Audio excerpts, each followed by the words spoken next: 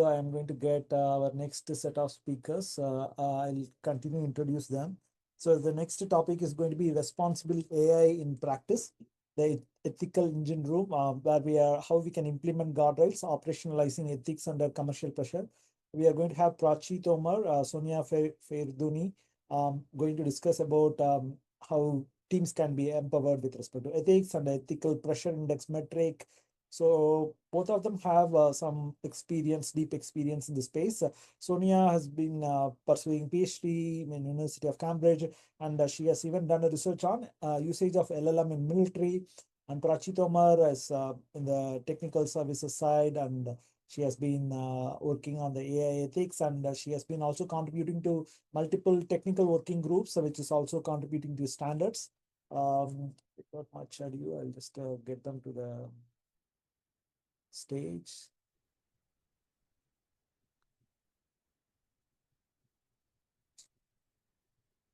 Hello. Hey, Prachi, give me a minute. I'll just get Sonia also. Yes. Cool. Thank you, guys. And I'll over to you. Great. Hi, Sonia. Hello. Hi. Yeah. So, I have a presentation prepared, but if you want to go first, please. No, please, you go first. Okay. Cool. Let me give me a second. I have a presentation here. It's here. Share this. Hopefully you can see it. Yes, ma'am. And you can see the full thing, right? No, yeah, now we can see the full screen. Yes, ma'am. Oh, that's great. Let me minimize that and cool. Awesome. Yeah. So I think what I want to talk about here and the goal really for my presentation today is that we start thinking about these AI metrics, AI models, these, in the ethical space specifically as more of an active thought than just a passive thing. Because I think we do this a lot of times where we hear something, we read an article, we go to these summits and these conferences, and then we never think about it again.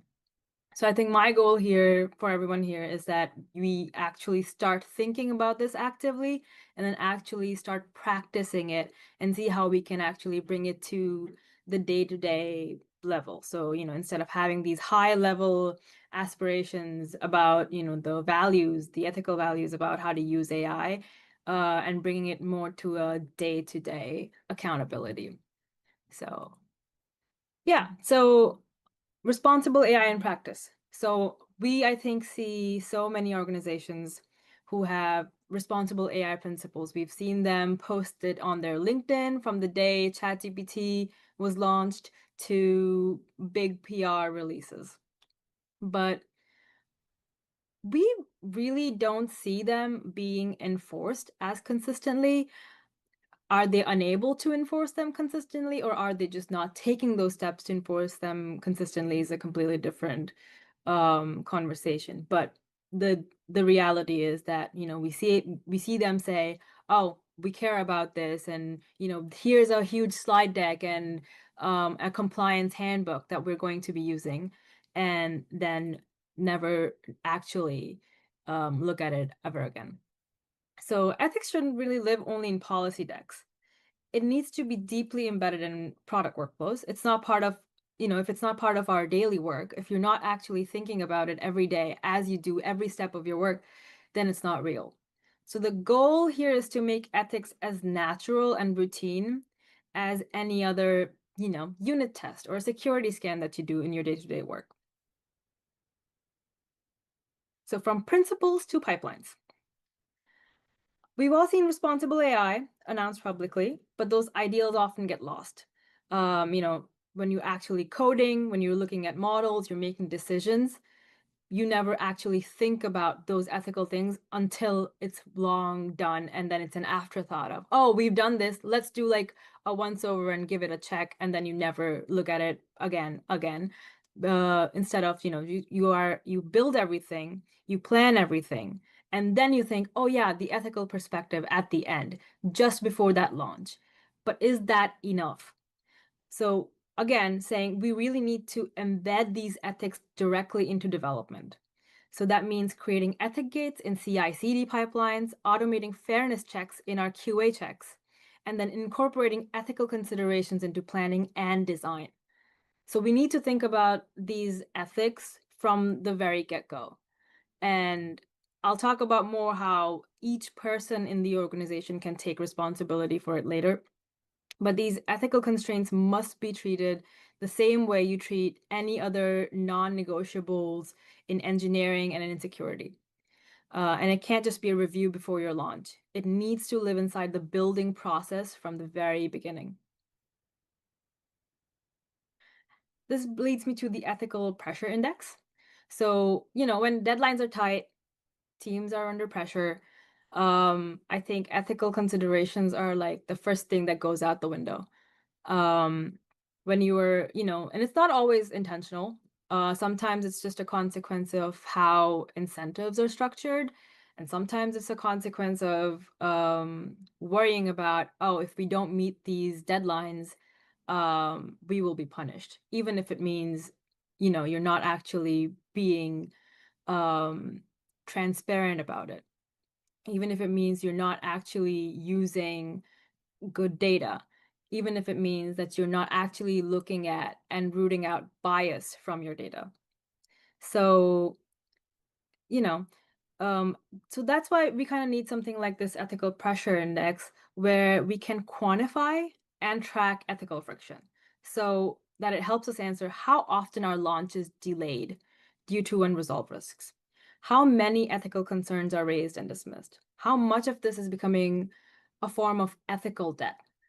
Just like we have technical debt, we also have this ethical debt.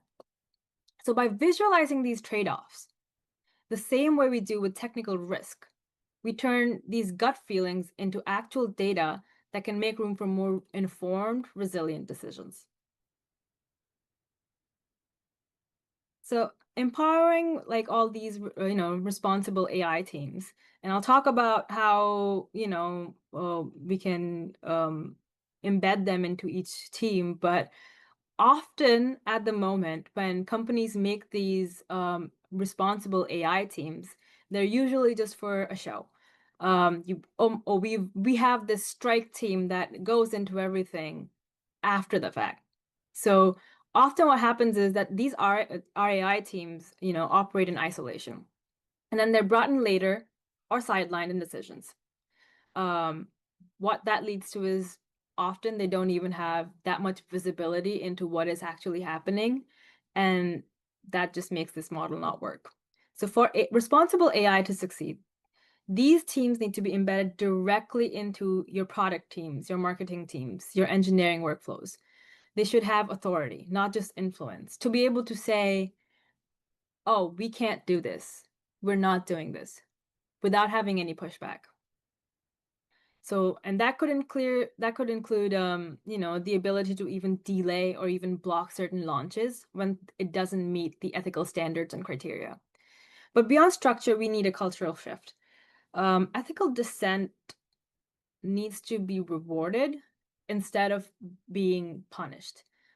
People should feel safe, and I think that's been a big part of this conference all day, is that people need to feel safe and people need to feel supported, to feel like, oh, we can speak up when we see that something is wrong, when something happening is wrong. That's how you build long-term integrity into your systems and teams. So commercial pressure and ethics. I don't just mean to, again, echoing what Varun said, I don't mean to just be giving a monologue. So I do want to open up the floor to ask questions as to what do you think these percentages and numbers are? There's a little bit of a hint over there, but what do you think these percentages mean?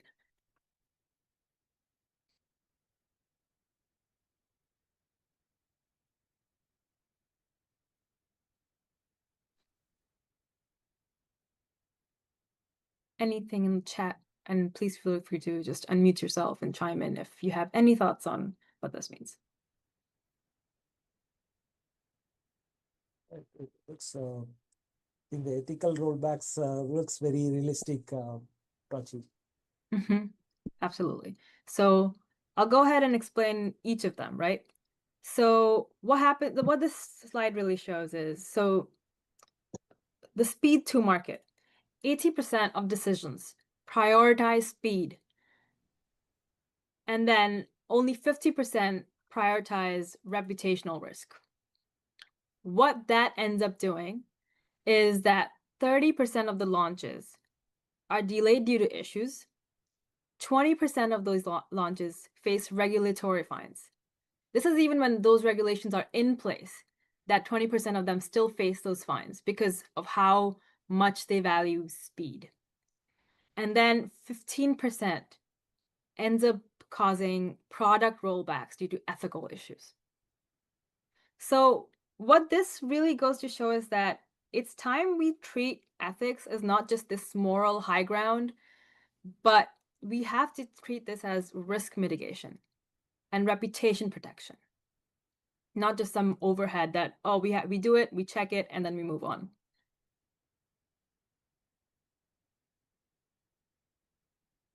So yeah, coming back to this, RAI teams. So ethical outcomes are rarely the result of a single decision or just one person. They're shaped by every team that touches the project. It could be the product designer who is, making everything, they control the visibility of the UI, what needs to go in there, how accessible is it? It's like the sales managers who are, making sure that teams shape what's promised, marketers influence how a system is perceived, and then engineers who are implementing the actual logic. But everyone affects the outcome. They're all touching this project. So responsible AI can't live only in the ML team or the RAI team. It needs to be everybody. I think, in all the companies, HR makes you do this mandatory training every year where you just go and you do a bias training or you do like the cybersecurity training.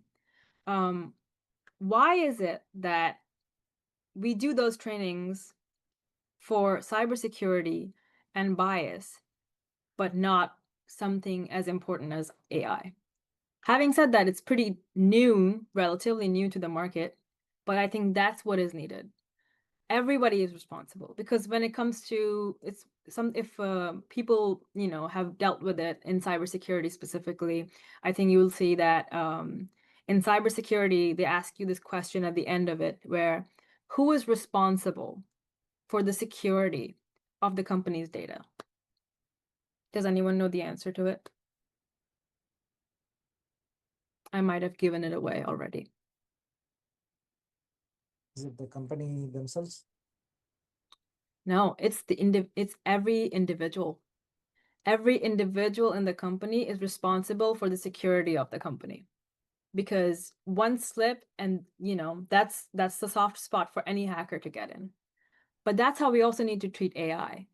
You slip once and then you have to deal with the repercussions way after, rooting out what went wrong. So yeah, it's not just about having one team that's just kind of safeguarding all of it. I think it kind of lives in all of us, in every decision that we make throughout while we're working on something. So yeah, it needs ownership, and it needs to be shared across the company. The product, engineering, design, marketing, beyond, all the teams need to take ownership. We can't build ethical system unless everyone sees themselves as part of that system. So yeah, just reflecting on that, you see a lot of theatrics being played out, but is anyone actually doing it? But what we need to really do is reframe ethics for what really it is which is infrastructure. Ethics is infrastructure. And it's working when you don't see it, when it's invisible. I'll give you a funny example, which is, say someone's using a dandruff shampoo. I promise I have a point. Say someone's using a dandruff shampoo, and you say, "Oh my God, why are you using a dandruff shampoo? Your hair looks great." That's the point. The hair looks great because they're using the shampoo. It's not that they don't need the shampoo. That's That's basically what this infrastructure needs to be. If it's working great, it's going to be invisible, but that doesn't mean that we don't need it. It doesn't mean that, everything collapses without it. But it's invisible when it's in place and functioning how it should be. So it's foundational to building systems that are resilient, adaptable, and trustworthy. Ethics isn't about slowing teams down either. We're not saying, and a lot of people today have pointed this out as well, is it's not about stopping innovation. It's not about, stopping AI. I think AI has a bright future. I myself am a very big advocate for AI. But as I think Varun said too in the previous panel is that doesn't mean that you just let it run wild. So guardrails aren't walls. They're what keep us on the road. They make it possible to scale responsibly. When we treat ethics not as an obstacle, but as a core system, we unlock something powerful, which is the ability to build things we can stand behind. So yeah, just closing on my spiel here. We're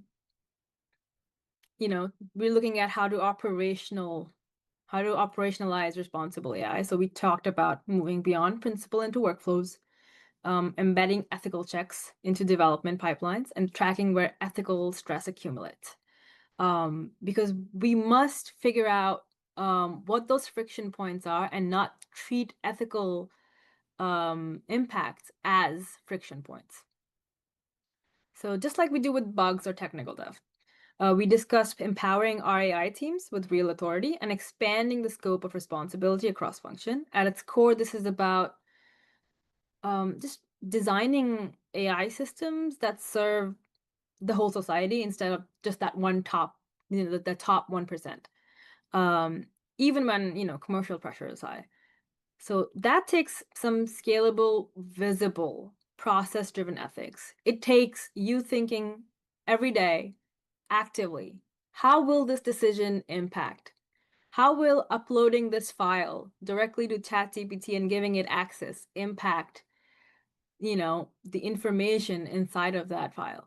How does coding using an AI model without putting any input impact? It's often, in cybersecurity, it only became an issue when it became an issue, and it only became talked about when it became an issue, which is, I think everyone's heard here when people started using AI to code. One big thing that happened for multiple people was because AI didn't have all the information, and obviously the people didn't check, and there were no checks around it. There's this person who coded some stuff for the company, and the AI included the API keys to be available publicly in the code when it got published, which exposed the keys, the sensitive API keys to pretty much anybody. That's the only point when we started actually talking about it. Like, oh, don't use AI now. Why is it that we talk about it only when something bad has happened? Why don't we actually think about it from the get-go when we're designing even that system? So yeah, thank you so much for, spending some time with me on, thinking about these ethics more, a little bit more actively than passively. I will kind of turn this over to Sonia for any comments on this, and then what you got. Thank you, Prachi, and it was a very comprehensive one. Over to you, Sonia. Yeah, thank you, Prachi. That was amazing. I definitely learned a lot, and I personally don't have slides, but I think I want to give the audience maybe more of a simple and radical take on AI and responsible AI. Let me first start off with my journey into why I research AI militarism right now. So previously, I used to work at Google Brain on the T5X and Seek.io team, so open sourcing those two ML and AI development frameworks. Google Brain merged with Google DeepMind when I was there, and so I worked at DeepMind as well. And during that merger, this was right after when the initial ChatGPT craze came out. So March 2023 is when this merger happened. A lot changed that I saw. DeepMind and then also Google as a whole change. And it wasn't that it was becoming more mask off. I think the wider company was becoming that. It was more so that AI was being used as an anthropomorphic tool to launder all of Google and also other companies' sort of sins, so to speak. Uh, Basically, all their malpractices and indifference to law, to morality, to human lives. We can see this as a more practical example with Google's complicity in Project Nimbus, right? So this is a project with in which Google has given cloud and AI powered services to the IDF. This was prior to October 7th, 2023. This has been a long-standing deal that Google had with the Israeli Defense Forces to commit a genocide against the Palestinian people for years and years and years. And after the ongoing mass extermination since October 7th, 2023, these tools have just been used for the direct, indiscriminate killing, targeting and killing of Palestinian civilians. And so it's just gotten worse. And a lot of people talk about how we need, these sort of responsible AI guardrails, but my radical take that I want everyone to maybe think about for a little bit, whether you agree with it or disagree with that, is that um, AI was never meant to be responsible in the first place, and it can never be responsible if developed by these big tech giants. Because again, this Project Nimbus has been going on for years and years before the genocide officially, or the mass exterminations officially started October 7, 2023, before, Sundar Pichai and Google became, right-leaning after Trump's recent re-election, before the ChatGPT craze of November 2022, when it initially went commercial. This happened years and years before that. This initial Project Nimbus started years and years before that. And we've been warned by big leaders in AI, such as Timnit Gebru, since 2020, that this was never the case. That this whole like guise of AI sort of saving the world is just a device for big tech to undermine the working class, number one, and number two, create a sort of surveillance state that undermines a lot of other minorities in the world, and especially people of the global south in multiple different ways. So to close, responsible AI is more of like an oxymoron to me.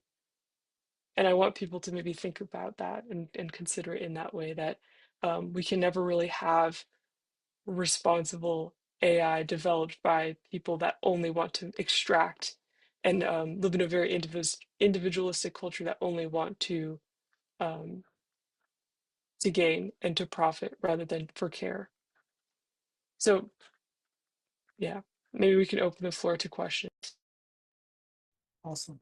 That's a great provoking question, and very key that you have also experienced working with some of the good names on the early stages, and kind of you are asking this very ethical question, Sonia. Just see, I just enabled everybody to unmute themselves. So in case if you guys have any questions or even discussion points, why Sonia's take is right or not right, please feel free, or even whatever other things which Prachi discussed, go ahead, please shoot. Maybe I'll start, Sonia. So I think, do you think still, is this about politics, really speaking, the right versus left? So I used to be a highly liberal thinker, left-leaning guy for a long time. But even Suchir's incident made me rethink a lot of my political leaning a lot. I'm not now right leaning per se because of this, but if all the so-called liberal left-leaning is working perfectly intact. Why? I think there was a political party which was leaning left and liberal thinking was ruling for a long time. And this happened right in San Francisco, which was a Democrat state and a Democrat governed city. And all these technological developments are right happening here in the city. And despite that, this is happening. So I think the way I think now I am kind of developing my thinking is this is beyond politics, be it right or left. I think there are vested commercial interests, like I think some of these large AI companies, right? For example, OpenAI. So be it Democrat or Republican, left or right, so they are finding their ways out. So, for example, even OpenAI and few of these AI companies are able to make their bridge after this new administration came. So they are able to go build the new bridges. So we thought, okay, there may be some changes happening. So and nothing is changing. So per se, they are able to build new bridges and doing things on their own way. So there is no light in the tunnel is what my understanding or comprehension. What is your take on that, Sydney or Prachi? Yeah, no, I think you're absolutely right. Like there is no left or right in this, right? I think the left is insidious and the right is very direct about being hostile to the working class and to the people that AI harms the most, right? Like when Sam Altman talks about how OpenAI is here to save, billions and trillions of dollars in the economy, but then there's like leaked internal memos that show that it's actually doing that only by automating a lot of um, working class people's jobs and then also undermining the quality of work that is then put out into the economy. It's just like stealing working class labor, right? And working class pay. That's all it is. It's not a left issue or a right issue. I think it's that's only like making it more jaded in this culture war, which it's not about that. Like in my work with AI militarism and stopping the integration of AI for the automation of warfare in the military, I liaise with, I don't have the luxury to be left or right because I liaise with people from both, uh, historically both sort of leaning, right? So a lot of times when I talk to The people military on the complex right, is powerful than more than left and right. more, you think what now? Sorry, it The broke up. military complex is more powerful than middle of left or right, right? I think they have their own Yeah, experts. it's more of a class war than anything. That's absolutely right. But it's also a matter of like when talking to the general public that um may be left or right leaning, or like let's not say in political stance, let's say conservative or more liberal. Um, they both have like lot of things to lose. So, for example, conservative people, they really care about their civil liberties. And when we talk about AI militarism and how it contributes to the surveillance state, right? Like a big leg of military technology is surveillance, right? And when we say you're being surveyed without your consent, your data is being stolen without your consent, that's when they care. A lot of conservative people or like more right-leaning or Republican people care about that. And they're upset about that fact because, again, it infringes upon their civil liberties. And a lot of libertarian values do align with their interests. And so it's about knowing how to talk to them. Whereas for left-leaning individuals, we can, or, people that care, let's say, align themselves with values more about, um, you know, I don't want to say liberalism because it's not, I think neoliberalism, I think, is the worst um, part about militarism and how it like is able to spread in such an insidious way. But I think it's more so people on the left that I can talk to about more of the practical examples of war and say, well, war has like terrible outcomes and we don't want children to starve and die in Gaza. And I think that's usually enough. So there is like multiple different legs of the military complex. It's not just like foreign, it's not just international in conflict settings way abroad. It's, what is called like the imperial boomerang. It comes back and those same technologies are used domestically to torture people, here in America or in the UK. Yeah, and I mean, I'm not the most politically informed, not being from the US originally, but I mean, I think, going back to the point of, commercial pressure really drives, kind of throwing ethics out of the window. To really drive, having that speed to just getting the most work out with the least money spent, and then not having those protections around it, because all of that does cost money. And what they're really trying to, I guess, mitigate is, how do we just save up as much money as possible, and, kind of not involve as much people as possible. And I think that's what happened in OpenAI's cases too, which you just mentioned, Sonia, where, they're using less and less people, but then the quality is also going down. And then they're saying, oh, it's not, but it is. And that's a whole different debate that's going on there. Yep, I think I see Purnima's hand. So Go ahead. comes into play is in the current stage where AI is kind of in the nascent stage, whether it is right, left, whichever you look at, the level of awareness, understanding, and the comfort in terms of what is actually required and what is at stake is not adequate. So the current AI players who are more influential in multiple ways are able to look at who is in a position to influence the policies. They are able to influence them and thereby get things in their advantage. That's very true, actually. Yes, I'm seeing them influence the policies. And I Yeah. hear from President Trump that copyright should be accepted. And you know what? All of these boils down to the investors who pour money into this technology, right? So, like, most likely the leadership in this area are not able to contribute much. The only way we can do it before it becomes really popular like this, we should start getting the rules and regulations laid out through the government policies. That's my take on it. Awesome, Purnima. Thanks a lot, Purnima. As a mother of Suchir, she's the one of the vocal voice. This whole thing has thrived for so long.